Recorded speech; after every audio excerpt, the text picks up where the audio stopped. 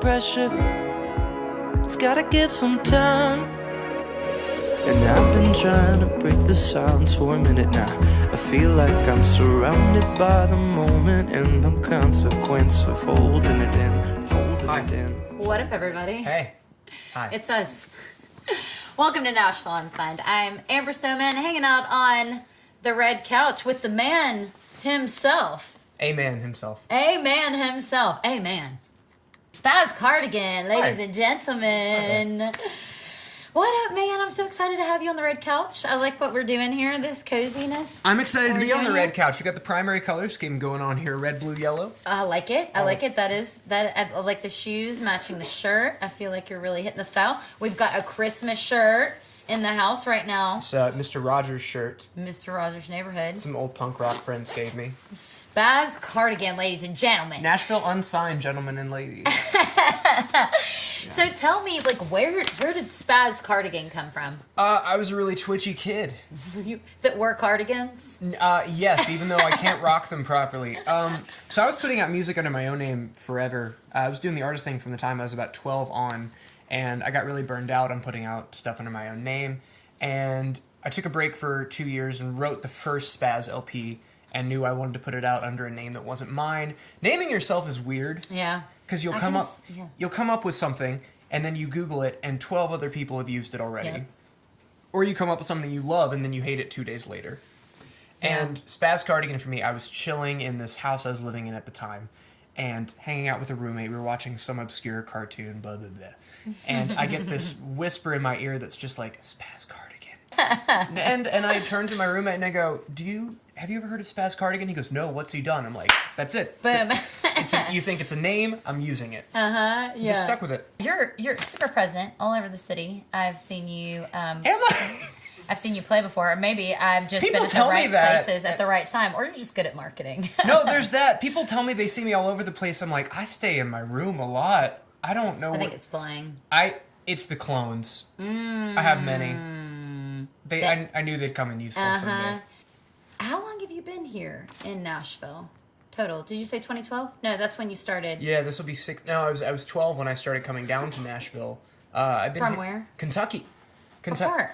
Elizabethtown, the middle of nowhere. Elizabethtown. I was making that 2-hour drive to Nashville every day from the time I was 12 on, and so it just made sense to move here. It's not bad. No. So I've been. So you were illegally driving a car at 12 years old? No. I'm just kidding. I wish. That would make the story much cooler. I know. So you have new singles coming out. You have a new EP coming out. Bam. Right? You're just making it rain music all over everybody. Bam. Content for days. Just making it rain. So tell us, like, some little things about yourself, or maybe something weird or random that not a lot of people know about you, other than the fact that you're a huge Mr. Rogers' Neighborhood fan. I'm kind of an open book. I love it. Yeah, weird things people don't know about me. I debated sitting upside down for this interview. I wish you would have. I made my first record while I was couch surfing, and was living in my car for like 2 weeks. That was super fun. That's actually quite the rage right now. There's like actually a YouTube video. No lie, I just heard about this. Oh my God. Today. There's a YouTube video that teaches people how to live out of their cars efficiently. You know what? Good on whoever thought that branding poverty like that was going to be a hip idea. Live in your car. It's what all the hipsters are doing. So MTV Cribs looks completely different these days. Right here I have a vintage steering wheel for this 02 Bonneville Pontiac. So our next segment is WHYLD.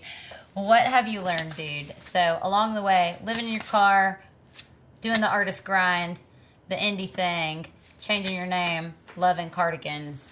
What is one of your biggest learning lessons that you wish that you could go back and give your younger self, or give to some up-and-comers? I have an ABC. Lessons? Yeah. Really? A, take yourself less seriously. Oh. Take yourself way less seriously. You don't matter. I don't matter. She doesn't matter. None of us matter at all. And once you know you don't matter, you figure out what you can contribute. Seriously, once you know that the story's not about you, you can figure out what you can actually bring to the table. Yeah. But none of this is about you. You are replaceable. Figure that out now. Move on. Get past that revelation. B, If something's at 90%, let it go. Move on to the next thing. Because you're the only person that ever knows that 10%'s missing. That's the best advice I've been given about, like, work individually ever, is, like, you can spend forever on the last 10%. If it's at 90, let it go, move on, do something cooler. C, show up every day when it sucks, when it's not making money, especially when it's not making money. And then your time is more valuable when you finally get a paycheck. Dude, like, this is, like, some deep ABCs. Thank you for coming to my TED Talk. That's the type of information you guys rewind and take notes on, because that's some good stuff. NASHVILLE Unsigned. SPAZZ Cardigan, ladies and gentlemen. Where can they find you again? Social media, website, all that good stuff? I'm everywhere at SPAZZ Cardigan, 2 Z's.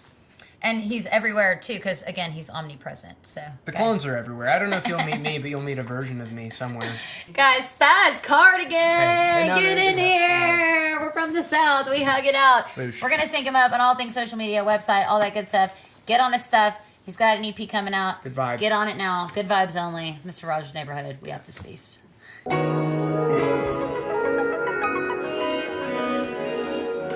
And I've been trying to break the silence for a minute. I feel like I'm surrounded by the moment and the consequence of holding it in, holding it in. We're cool and all that kind of stuff. You know you want to. Subscribe!